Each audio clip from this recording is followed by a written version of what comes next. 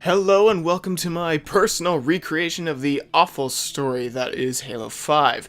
Now, before I start this, I must say that this is strictly story-based and will not consider gameplay, engine limitations, level design, none of that stuff, and it won't require the understanding of many separate lore, books, comics, or films outside the game itself. No, this story will set its own new plot and setting. So, all of that being said, let's get into this Halo 5 overhaul. So Halo 4 was a decent way to end the Master Chief's story, and in my opinion should have been the end for him, albeit temporarily, to his contributions in the Halo storyline. However, Halo 6 could change that, but I'll get into that later. So this story will focus on a new Spartan. This Spartan being Spartan Locke. Now, all that we will be told about Locke's character in this is that he is a highly respected Spartan 4, and he is, well, a badass. So basically, he's every incarnation of how a Spartan should be.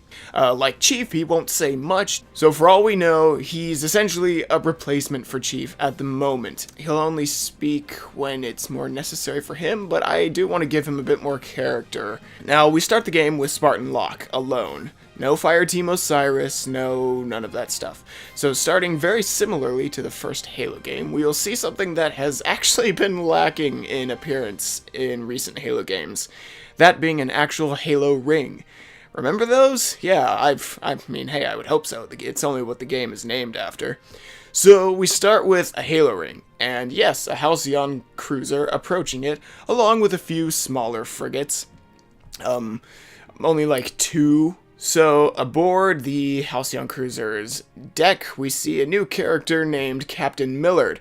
Behind him is Locke, fully ready for his mission. Now, we won't see Locke's face at all in this game. But anyway, Locke looks at the Halo ring, and we can see a small cluster of Covenant capital, cruisers, and battleships near the ring's surface.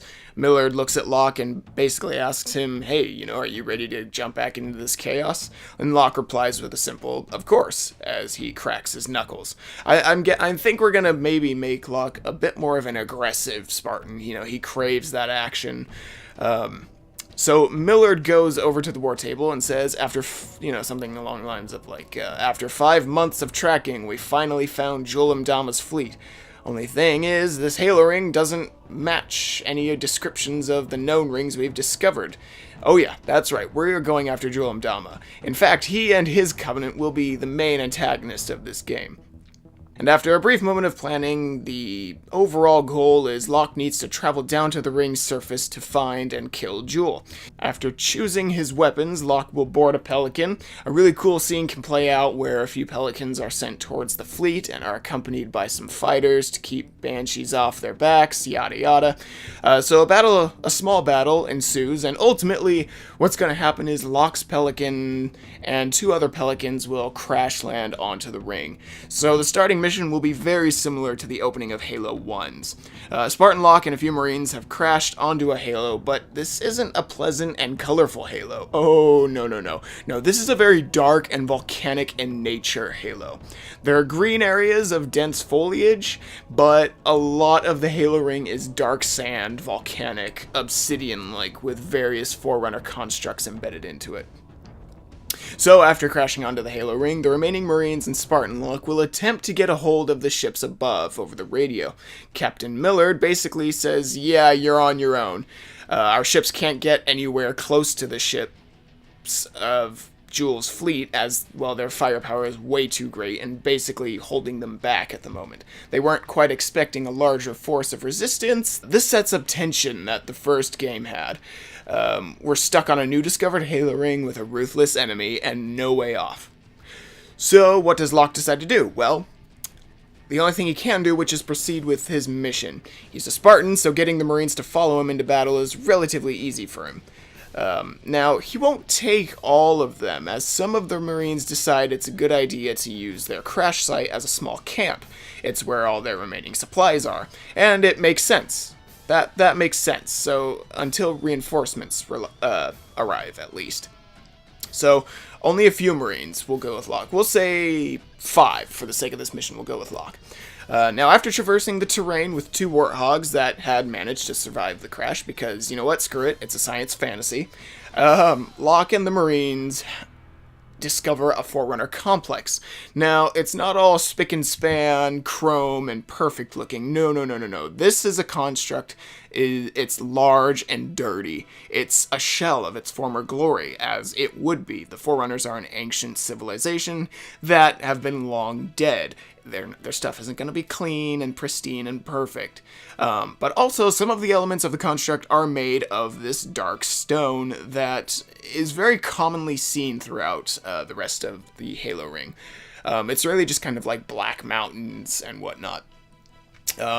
Walking about the construct are a few elites, accompanied by some jackals, grunts, and a skirmisher or 2, and they all bear a noticeable emblem of Jules' Covenant.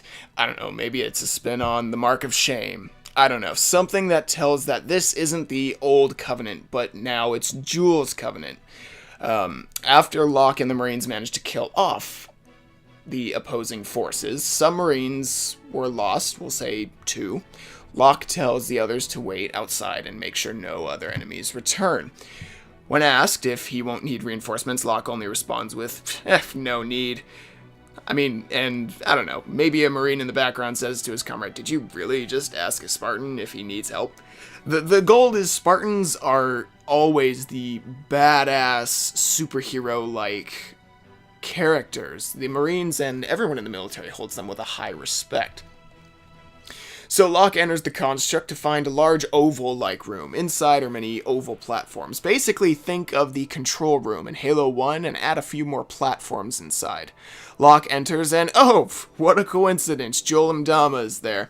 Amongst him are many honor guards and a few of those drones, you know, those nasty little buggers that were first introduced in Halo 2. So Joel is looking over a console. He turns to another character who is in the room, and it happens to be Dr. Halsey. Joel talks to Halsey and basically says to her and his honor guards, something along the lines of like, now our true purpose shall be revealed to the galaxy. Soon our enemies will be crushed forever by our hands. Really playing up the overly religious fanatic. Halsey looks over at the console and turns to Joel and says, if I help you find these, I want your word that humanity won't be fully eradicated.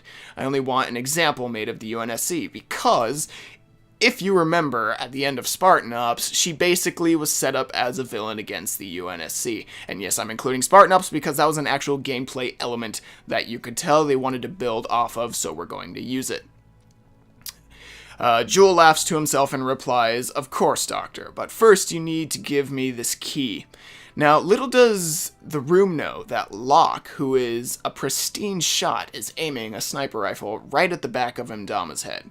However, he wants to see what's going on between these two, and it won't matter as the sights are perfectly set on the elite leader's head. So he can give them just a few more minutes just so he can see what his plans are. So Halsey walks up to the console, and after pressing a few buttons, a strange green object materializes from the console, kind of like in the fashion of 343 Guilty Spark teleporting. It kind of spawns like that from the console. It's a small little stick similar to the index key, except it's got a different design. So Halsey picks it up and holds it higher. The surrounding elites cheer and praise of the new covenant, and Joel is very pleased. Until suddenly, a gunshot rings into the room, and a sniper bullet perfectly goes through the head of Joel Mdama. Now, everyone in the room at this point is not happy and alert, including Spartan Locke. As it turns out, Joel Mdama actually isn't in the complex. A small little orb drops to the floor, and it's basically revealed that he was using one of those little orb projectiles from Halo 2. The one that the Heretic Elite used. Suddenly, the entire room turns into a firefight arena, and Halsey basically takes cover. She kind of just, screws off into the side until Locke is done dealing with all of the enemies. And because you're Spartan, obviously, he quickly eliminates the enemies in the room, and he manages to get a hold/capture Halsey and the key. At this point, Halsey is basically a prisoner of Locke and the Marines. Locke and the Marines take her to their small camp, and Locke begins to interrogate Halsey, questioning what the item is and what are Jules' plans. Now, Halsey, being the bitter woman she is, refuses to say anything, to which Locke basically says something along the lines of, my mission is to kill Jules. Now, I don't have orders for you, but it would be a shame if something happened to any captured conspirators of his. Now, here's the thing. At the end of Spartan Ops, the UNSC doesn't know that Halsey has a grudge against them now. So with this, we get a feel of Locke's character. He doesn't really care who may get hurt as long as his job gets done. So with this threat on the table, Halsey looks at the armored Spartan and basically says, I didn't know my work could lead to such cruelness. Yada yada yada. They eventually work out a deal. If Locke can guarantee Halsey's safety after she's returned to the UNSC, then she'll provide him with information. A deal is struck. Halsey explains briefly that the item she holds is a key similar to the Index. It won't activate the Halo ring, but it holds a Forerunner secret that Jewel believes he can weaponize. Now, she doesn't really have any idea what it is. She had never heard much about it until Jewel had kind of started bringing things up to her about it. Basically, Jules' covenant is bent on the destruction of their enemies who lie before their descent into the great journey, despite the fact that he knows all of that stuff is crap, and that, activating the halos would kill them all. Now, Halsey doesn't quite know what Jules' ultimate ideas are, but this is basically the gist of what's going on in her mind. This is the thing she's setting up in her head of his plans, is he wants to use this thing and weaponize it against humanity and whoever gets in his path. So this is the opener. This is how Halo 5 begins. It sets up our threat, our problems that Locke and the other Marines will have to face in the coming days. So, Locke gets on the comms and radios up to Captain Millard, hey, we're still alive down here. He informs the captain of everything that just went down. Captain Millard basically responds with the usual good work, see what other havoc you can cause down there until we push through the Covenant forces, yada yada yada. At this point, Halsey pipes up that she actually has more information, that there is basically a small fortress Jewel had set up, and it may suit better for all of them than, this small little encampment around a couple of crashed Pelicans. However, that's assuming they can take it over first.